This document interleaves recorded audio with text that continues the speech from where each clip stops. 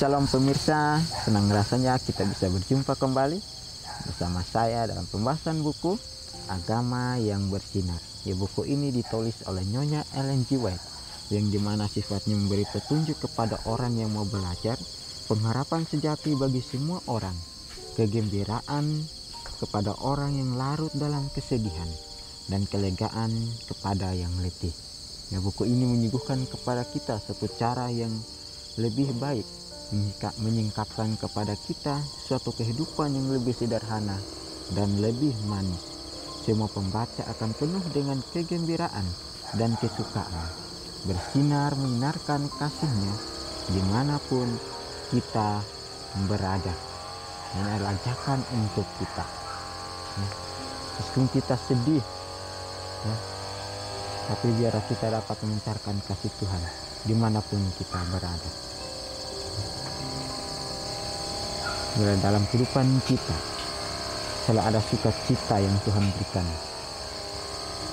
selalu ada pengharapan untuk hari ke depan kita untuk bersama Yesus. Ini ada satu alat untuk kita jalankan di dunia ini, sebagaimana Kristus sudah menjalankan pada zaman dahulu. Dia pakai kita untuk memuliakan, memberitakan firman, dan menyinarkan kasihnya dimanapun kita berada. Jadi pemirsa, kita akan masuk dalam pembahasannya dengan judul Semua Pengalaman adalah Alat Tuhan.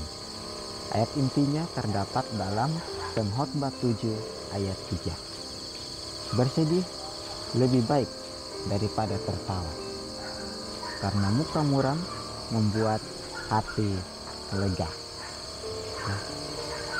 Ini adalah satu pelajaran yang untuk kita pakai dalam kehidupan kita.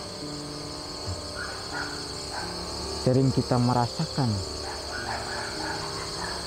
kesedihan yang sangat luar biasa, tetapi Tuhan katakan bahwa bersedih lebih baik dibanding kita tertawa. Kesedihan dalam arti kita mau mengikuti akan semua jejak-jejak Tuhan. Kesedihan dalam arti kita mau mengikuti langkah, kita mau mengikuti teladannya, kita mau mengikuti prinsipnya, dan kita juga bisa pakai karakter Kristus dalam kehidupan kita. Meskipun ada kesedihan, ada masalah, ada kesulitan, ada penderitaan, tapi Tuhan akan menguatkan kita. Dia memberikan kita jaminan yang sangat luar biasa. Jika kita mau bersama dengan Dia, maka kita siap untuk menerima semua tantangan. Jangan takut, karena Tuhan sudah mempersiapkan kita untuk menghadapi semuanya itu. Jangan lari. Dan kita gunakan kesempatan ini dengan sebaik mungkin. Tadi di ayat katakan bahwa bersedih lebih baik daripada tertawa, karena muka muram membuat hati lega. Jadi pengalaman hidup yang kita peroleh saat ini bisa kita ambil pelajaran untuk kita pakai, untuk hidup dekat lagi kepada Kristus. Karena muka muram membuat hati lega, membuat hati lega dengan semua yang kita hadapi, oleh karena campur tangan Tuhan. Jadi semua penderitaan dan kemelaratan kita, semua kesedihan dan duka cita kita, semua penganiayaan dan pengucilan pendek kata segala perkara itu bekerja bersama-sama demi kebaikan kita. Semua pengalaman dan keadaan adalah alat Allah yang membawa kebaikan kepada kita. Hidup yang terbaik, halaman 475. Ya, semua penderitaan, ya, semua kesedihan, duka cita yang kita alami ini, ya, akan mendatangkan kebaikan bagi kita, bagi siapapun yang terpanggil sesuai dengan rencana Tuhan. Ya, jika kita melewati semuanya ini, ya, dengan nama Tuhan, dengan kuasa Tuhan, ada kebaikan yang Tuhan mau berikan dalam kehidupan kita. Ya, jika kita mau melakukan dengan senang hati, maka semua itu Tuhan akan memperhadapkan segala sesuatu yang Dia hadapi pada zaman dahulu, Dia akan berikan kepada kita. Tuhan mengizinkan itu terjadi untuk kita lewati bersama-sama, ya, untuk iman kita lebih kokoh lagi, lebih kuat lagi, ya. Tuhan menguji kita dengan cara seperti ini, ya, supaya iman kita tetap kuat, tetap tegar dalam kehendak Kristus. Ya. Dikatakan bahwa semua pengalaman adalah keadaan, adalah alat Allah yang membawa kebaikan kepada kita. Ya. Pengalaman yang kita alami saat ini adalah alat untuk kita pakai. Bagaimana kita mau mengambil sebuah tindakan, mengambil sebuah kesempatan lagi untuk hidup bersama dengan Kristus. Ya, Tuhan mau pakai kita sebagai alat untuk meneruskan pemberitaan firman.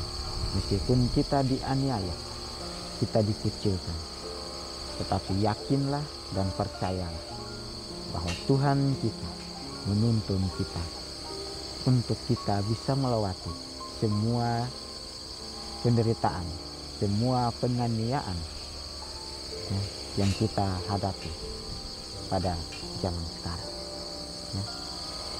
Dengan hati yang penuh sukacita, dengan hati yang penuh gembira, ya. Dikatakan mungkin banyak pekerjaan yang perlu dilakukan dalam pembangunan karakter Anda, bahwa Anda adalah batu kasar yang harus disimetriskan dan dipoles sebelum dapat mengisi tempat di bait Allah. Anda tidak perlu heran jika dengan palu dan pahat Tuhan memotong sudut tajam karakter Anda sampai Anda siap untuk mengisi tempat yang Dia sediakan untuk kita, ya. Mungkin dalam pekerjaan yang perlu dilakukan dalam pembangunan karakter kita, nah, pekerjaan Kristus yang sudah Dia berikan untuk kita jalani sekarang ini, ya, untuk dapat membangun karakter kita yang lebih baik lagi. Seringkali kita pakai kesempatan untuk hal-hal yang tidak baik, tapi firman ini mengajak kita gunakan kesempatan ini dengan sebaik mungkin untuk mendatangkan kebaikan dan juga karakter kita yang lebih baik, ya. Biarlah kehidupan kita mau dipoles Tuhan, ya, mau dikikis Tuhan, sehingga karakter kita yang lama, karakter kita yang buruk, perlahan-lahan akan terkikis dan akan menjadi karakter yang baru serupa dengan karakter Kristus, ya. Jika Tuhan sudah poles semuanya itu, maka kita layak, ya, dalam bait suci Tuhan. Seringkali kita melalaikan akan nasihatnya, seringkali kita melalaikan akan pengajaran yang Dia sudah berikan dalam kehidupan kita, ya. Kita malah mengikuti akan kehendak kita sendiri, ya. kita tidak mau berubah dalam karakter kita, jika kita mau ikut Tuhan, maka Tuhan akan pahat semuanya itu, ya, supaya hidup kita yang baru nanti akan bersama dengan Tuhan. Jika kita mau berserah sepenuhnya hanya kepada Tuhan, ya. Jadi tidak ada manusia yang dapat menyelesaikan pekerjaan ini. Hanya dengan Tuhan itu bisa dilakukan, ya. Tidak ada manusia yang dapat menyelesaikan pekerjaan ini, hanya dengan Tuhan, ya. Tidak mungkin kita punya penderitaan, kita punya masalah, kita datang kepada orang, butuh bantuan orang, tidak mau butuh bantuan Kristus, ya. Tetapi Tuhan katakan bahwa tidak ada manusia yang dapat menyelesaikan pekerjaan ini, ya. Hanya Kristus yang dapat menyelesaikan pekerjaan ini, ya. Penderitaan yang kita alami, bila kita dapat terus bergantung iman percaya kita hanya kepada Kristus, ya. Hanya dengan Tuhan itu bisa dilakukan, ya. Dan yakinlah bahwa Dia tidak akan memberikan satu pukulan yang tidak berguna, ya. Setiap pukulannya dipukul dalam kasih untuk kebahagiaan abadi Anda. Dia mengetahui kelemahan Anda dan bekerja untuk memulihkan, bukan untuk menghancurkan. Testimonies for the Church, jilid 7 halaman 264, ya. Dia akan memberikan kita satu tanggung jawab, satu pukulan yang sangat luar biasa untuk kita jalani, untuk kita hadapi, ya. Pukulan kasih yang Dia akan berikan kepada kita, ya. Pukulan karunia, sukacita, damai sejahtera yang akan Dia berikan kepada kita, ya.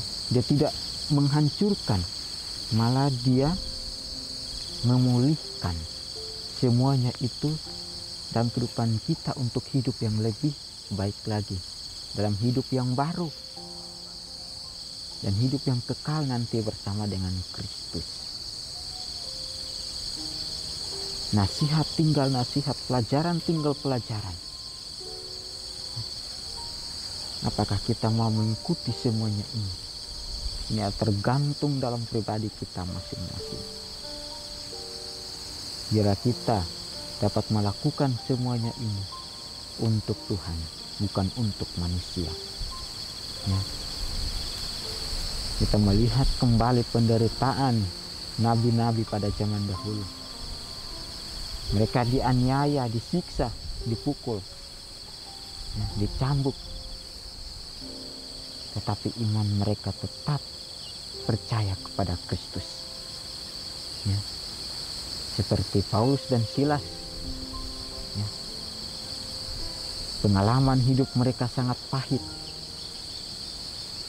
tetapi mereka tetap percaya, karena kekuatan yang mereka miliki adalah dari Tuhan, ya. Badan mereka sudah sakit, tetapi mereka masih bernyanyi untuk Tuhan, ya. Masih berdoa kepada Tuhan, ya.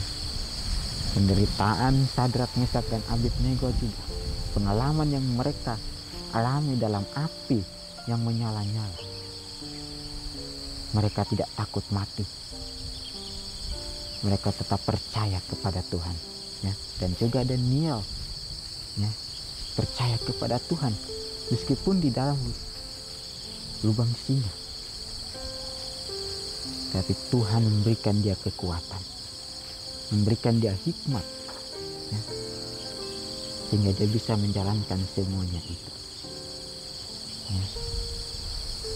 Mari kita merenungkan ini, ambil tindakan kita hari ini, karena di mana kita berdiri nanti adalah pilihan kita hari ini.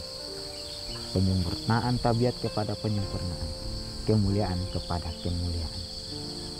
Ya pemirsa, Inilah nasihat firman Tuhan kita pada saat ini. Biarlah kita dapat merenungkan ini akan kasih Tuhan yang Dia berikan dalam kehidupan kita. Kita akan berjumpa lagi di kesempatan yang berikutnya, dan Tuhan memberkati.